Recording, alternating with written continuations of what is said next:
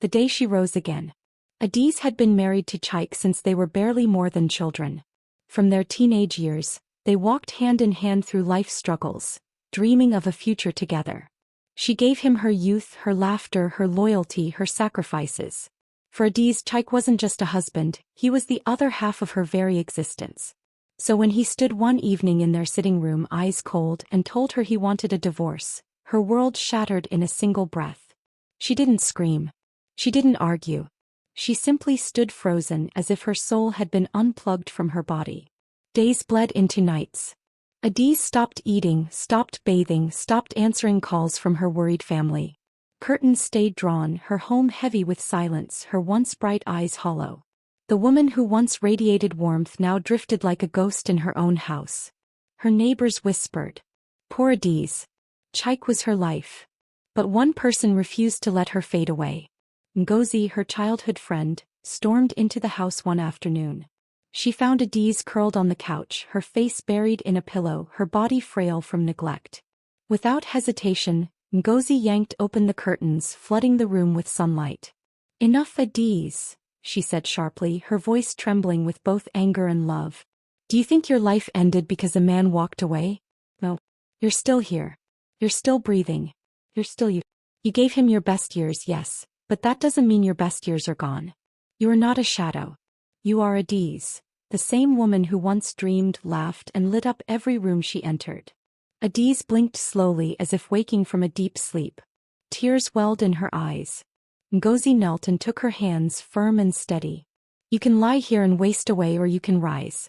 Let this divorce be your rebirth. Let it be the fire that forges a new Adaeze, stronger, freer, and brighter than ever before. For the first time in months, something flickered in Adaeze's chest. A spark. The days that followed were not easy. But slowly she began to eat again. She brushed her hair. She walked outside, letting the wind kiss her skin.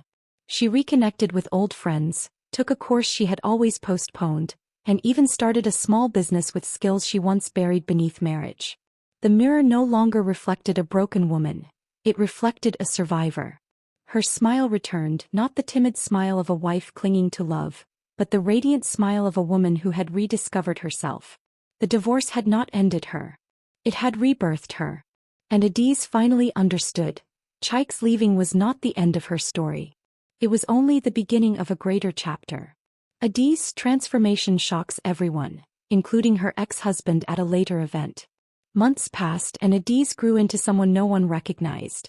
Her small business blossomed into a thriving brand, her confidence returned in full bloom, and she carried herself with a quiet elegance that came not from wealth or status, but from self-respect. She had stopped measuring her worth by Chike's presence. Instead, she measured it by her own progress. Her skin glowed, her laughter returned, and when she walked through the marketplace, heads turned, not out of pity but admiration. Then came the invitation. It was Chike's wedding. He was marrying again, this time to a wealthy socialite whose family name carried weight in the city. Gossip spread quickly. He's really moved on. Poor Adaeze will never compare. For a moment, Adaeze's hands trembled as she held the invitation. The old Adaeze would have crumbled, hidden away, wept into her pillow. But this Adaeze? She smiled. The day of the wedding arrived. The hall glittered with chandeliers and silk-draped tables. Guests whispered in excitement as the groom entered in a sharp suit, his new bride radiant at his side. Everything was perfect, until the doors opened again. Adaeze walked in. He was breathtaking. Dressed in a gown of deep emerald green that shimmered with every step, her natural beauty illuminated by newfound grace. Adaeze did not look like the abandoned wife of a man who had cast her aside.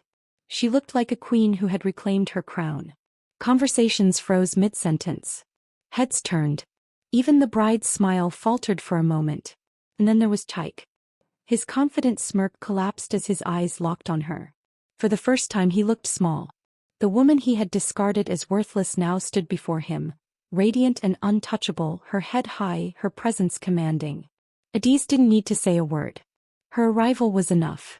Her confidence was enough. She greeted the elders politely, exchanged warm smiles with acquaintances, and sat with grace, never once looking desperate or bitter. Everyone whispered now, not about Chike's grand wedding, but about Adaeze's stunning transformation.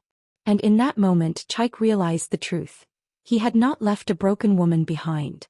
He had left behind the woman who had become everything he would never deserve. Adaeze didn't stay long. She rose, excused herself and left the hall with her head held high. Her victory wasn't in humiliating him. It was in showing that she had risen beyond him. That day everyone saw it. And so did Adaeze. The divorce hadn't ended her story. It had been the spark that lit her rebirth. Adaeze's new beginning. Adaeze never thought she would love again. After Chike she had built walls around her heart, strong high walls meant to keep pain out. To her love was a dangerous fire, one that could burn her whole world down. But fate had other plans.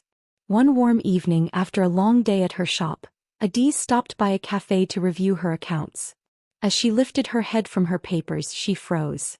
Across the room stood Mike, her former business partner from years ago. He looked the same yet different. Taller, more confident, his smile gentle but steady. She remembered him as the man who had always believed in her ideas, the one who had encouraged her even when she doubted herself. What she never knew was that Mike had admired her quietly all those years, loving her from a distance, respecting her marriage, never once crossing the line. "Mike," she said, her voice soft, almost uncertain. "Adaeze," he replied, his face lighting up as if he had just found something precious he thought was lost forever. From that moment, conversations flowed easily, about old projects, new dreams, and the turns life had taken. Mike listened to her with a patience Chike never had, his eyes filled not with judgment but with admiration. Weeks turned into months. Coffee turned into dinners. Business talk turned into laughter, long walks, and quiet moments where words weren't even needed. For the first time in years, Adaeze's heart beat fast again. Not from fear, not from heartbreak, but from the sweet thrill of being seen, truly seen by someone who cherished her. And one evening, as the sun set in a blaze of gold and crimson, Mike took her hand and whispered, "I've admired you for so long, Adaeze. Not just the woman you are now, but the strength, the fire, the grace you've always carried. I don't want to be just a friend. I want to be the man who walks beside you for the rest of our days." Adaeze's eyes filled with tears, not of pain but of joy. For she had risen, healed, and rebuilt. And now she had found love again, not in desperation, not in fear, but in freedom.